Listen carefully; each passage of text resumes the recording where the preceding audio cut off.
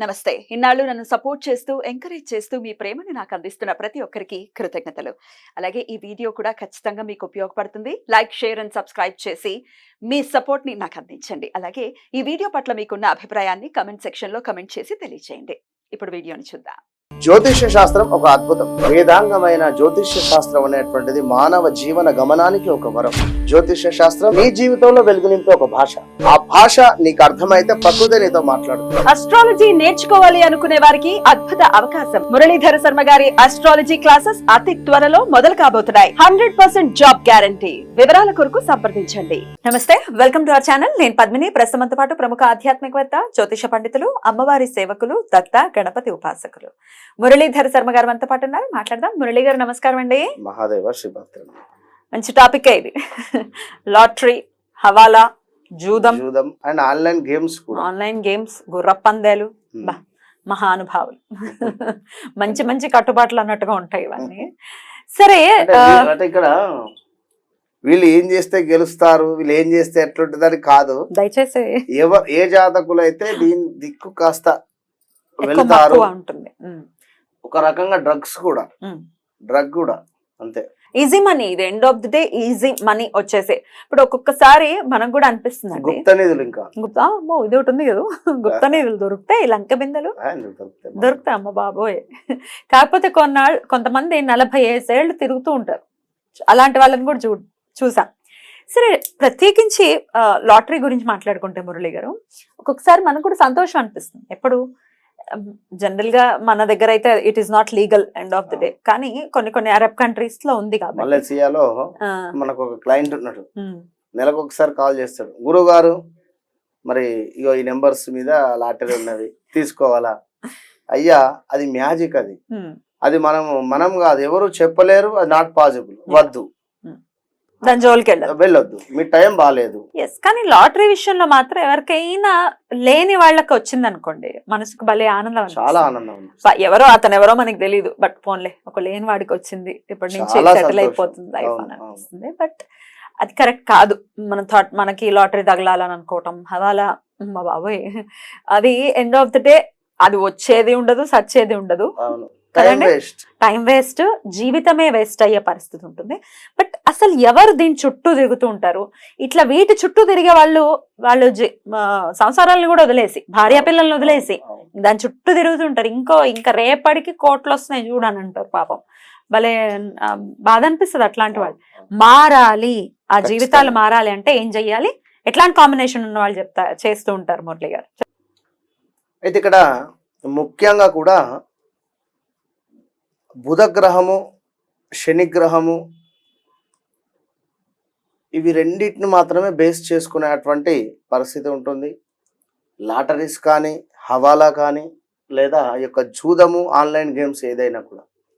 Lottery కానీ, ఈ యొక్క జూదం కానీ, లేదా మరొకటి చాలా నేమ్స్ ఉన్నాయి ఇక్కడ. గ్యామ్లింగ్ కావచ్చును. ఇంకా ఈ గ్యామ్లింగ్ ఆడేటువంటి వారు కూడా కొందరు గేమ్స్ ఆడుతూ ఉంటారు. విన్నారా? జూదము, గ్యామ్లింగ్, ఈ యొక్క లాటరీ, షేర్స్లో కానీ, ఇవన్నీ రంగంలో క్యాసినో, ఇందులో మరి అద్భుతమైనటువంటి ఫలితం పొందాలి అనుకునేటువంటి వారు కానీ, లేదా మీకు ఈ యొక్క దశలు నడుస్తూ ఉన్నా కూడా అద్భుతమైనటువంటి ఫలితాలు ఉంటాయి. ముఖ్యంగా ఏమిటి అంటే 11వ స్థానంలో శని భగవానుడు, శుక్రుడు, శని శుక్ర ఈ ఇద్దరు కలిసి ఉండి, శని భగవానుడు శుక్రుడు కూడా కలిసి ఉన్నట్టయితే, దీంతో పాటుగా బుధుడు తన సొంతింటిలో ఉన్న, లేదా బుధుడు ఇక్కడ 10వ స్థానంలో ఉన్నా కూడా అద్భుతమైనటువంటి ఫలితాలు ఇవ్వబోతుంటాడు. కానీ ఇక్కడ మరొక విషయం ఏమిటంటే, ఈ యొక్క బుధుడు మీనంలో నీచబడతాడు. మరి బుధుడు కనుక ఒకవేళ అక్కడ ఉండి, మరి 2 గ్రహాలు ఇక్కడ ఉన్నా కూడా కొంత మైనస్ వాతావరణం. ఒకసారి శనిలో శుక్రుడు వచ్చినప్పుడు కానీ, శుక్రుడిలో శని వచ్చినప్పుడు కానీ కొంత ప్లస్, ఒక 50,000 ఇస్తే, ఇక శనిలో బుధుడు కానీ లేదా శుక్రుల్లో బుధుడు కానీ ఈ దశలు వచ్చినప్పుడు 50,000కు లక్ష మినిమం ఒక 10 లక్షలు పెట్టిస్తాడు, డబ్బులు పోతుంది. పోగొట్టడానికి ఇస్తాడా?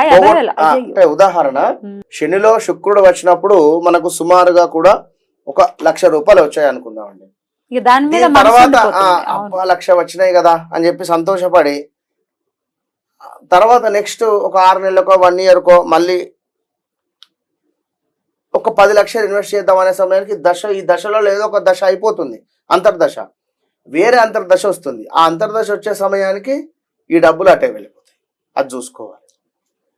బుధ శని, ఇక్కడ బుధ గ్రహము శని గ్రహము ఎవరికైతే కుంభంలో గాని మకరంలో గాని కలిసి ఉన్న బుధ శని శుక్రుడు ఆల్సో మీ జాతకములో 11వ స్థానములో శుక్రుడు బుధుడు కలిసి ఉన్న బుధ శుక్రుల కలయిక ఉన్న